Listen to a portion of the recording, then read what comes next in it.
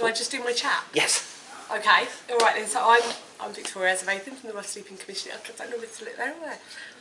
Victoria Azavathan from the Ross Sleeping Commissioning team. So at Westminster City Council, so we commission services for rough sleepers, outreach services, day centres, hostels, accommodation.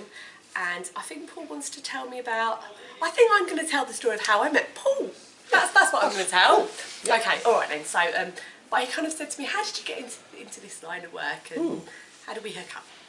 So, starting a very long time ago. So, well, when I was little, my parents both worked in mental health, so they were always very much about understanding people. So, any bad behaviour, they were like, "Well, what are the reasons? What's that person experiencing? What's the reasons for?"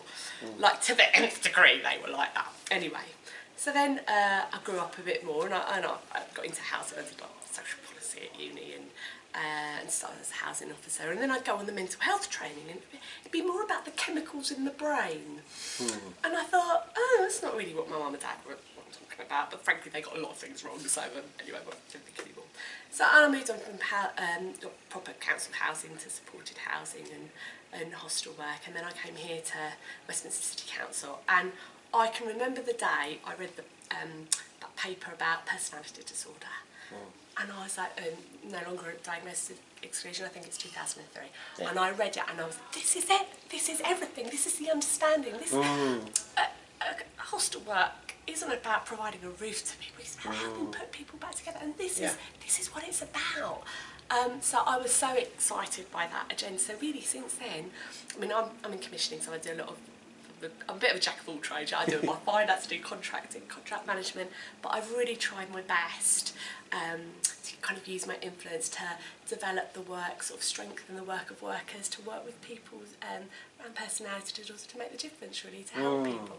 Yeah. So that is kind of how I got around to meeting Paul, because I was wanted to run this CUF personality disorder training. I sent one of our lead counsellor John Connolly, who's on the other video, and the story's actually on there, isn't it? The story's on that. That's right.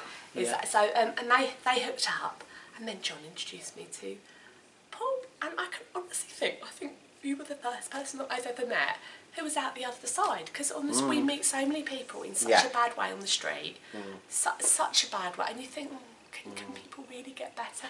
And maybe if you don't see them, you think prison, died. You know, or because they go off to treatment, we never see them again. You know, hopefully it's all right, or they get sectioned off in the ambulance, don't see them again. We see people with that, and we don't see people with the other. So you were the first person I met who said, "Hey, I was there. This is a photograph of me. I was, and I'm better." Tell me more. So every time I see you, I always learn something. Every single time, absolutely. So and it's been a pleasure seeing the work that you've done with John. All these new, really new ways of working that, like you said, just kind of common sense. Well, it's not. It's because you've been there, done that, got the special stuff at Hopkinson House, that anger group at Connections. Wow, that's really evolved. Because I haven't been for a little while to the anger group, and the other day, well, a couple of weeks ago, when me and John met up, and he invited me to come down for one Centre. I hadn't been for a little while, like I say. And I joined the group, and the whole dynamic's changed, and it's in a really good way. And it's like, and John was saying, it's more of like a therapy group now, sort of thing. And the guy, we're getting like regular attendance, and I think he said somewhere in between average of like 6 to 11 or more people on a regular basis. And there's some real amazing people in that group, sort of thing. I really enjoyed it, and John said that basically whenever I've got a free Monday, I'm more than welcome to pop in at any time, sort of thing. So, And it was you that started out. Your wisdom, the experience of the AA model, that with John, kind of, because it's not many NHS people that take a risk, want to break out of conventional ways of working, and the dividends that it's paid are amazing. I mean, I was surprised when John told me when we first met, and he said to me that he's about the only councillor, at least that he's aware of, in perhaps the whole of England, that is actually willing to work with the homeless. because nobody else would, because they were saying like, well, no, they need somewhere to live first, they need to be a stable or they need to address their alcohol issue first, and barriers. Yeah, absolutely, sort of thing. And I was really amazed, to be quite honest. I thought, wow, I had no idea. It just never occurred to me, I guess. That's why I think what he's doing is just fantastic. It's just amazing. You know what I mean? Because they need that space sometimes, and you know, where else can they get somebody that can just say, you know what, this has happened, and whatever, blah, blah, blah. And that's what kind of I'm hoping this whole channel will be as well.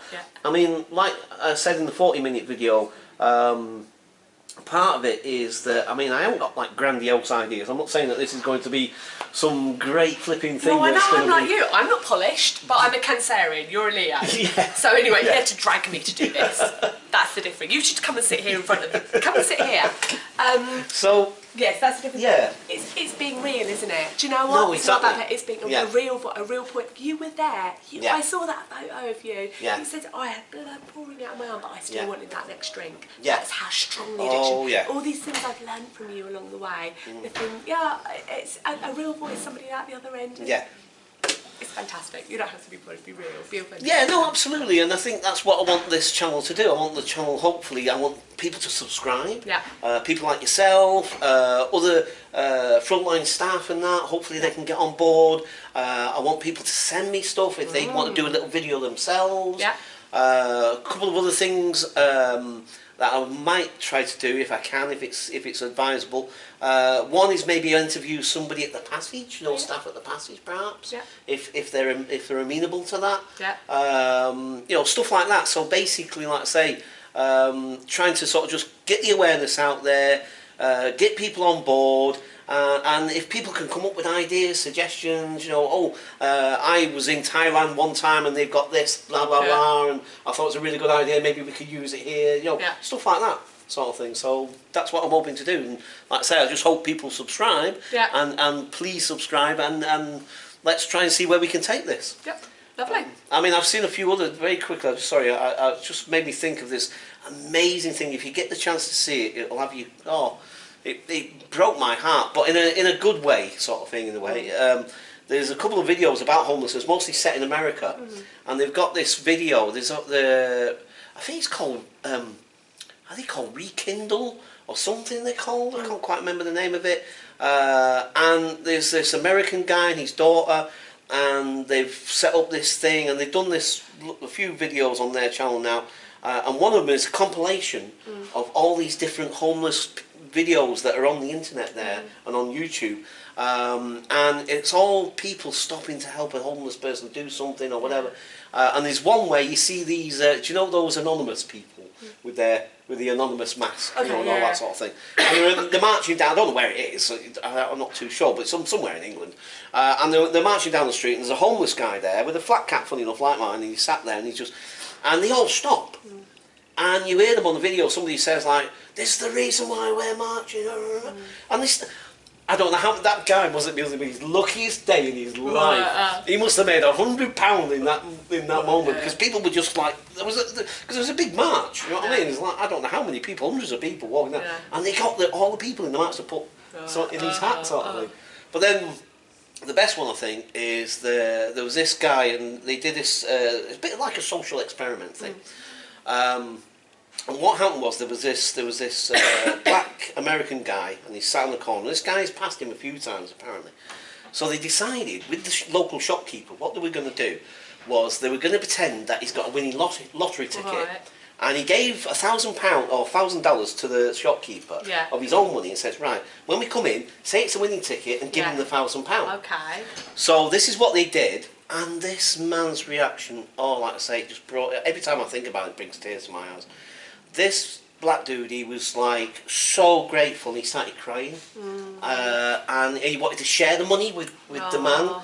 He says, oh, thanks for giving us, but I want to share it. And he goes like, no, it's all yours, bro, it's all yours. And again, he went on to change his life. People saw this video, they got on, they sort of crowdfunded, he got an apartment. They got him an apartment and everything, and now he's working. Do you know what I mean? So like people power and kindness. And it's just, it's so moving to watch. It really is. But yeah, so I mean, you know, like I say, I don't know if ours will ever be that, but you know, let's give it a go at least. Good stuff. Cool. Thank you. Thank you very much, Victoria. No problem. Now, I wonder if I said what I thought I was going to say.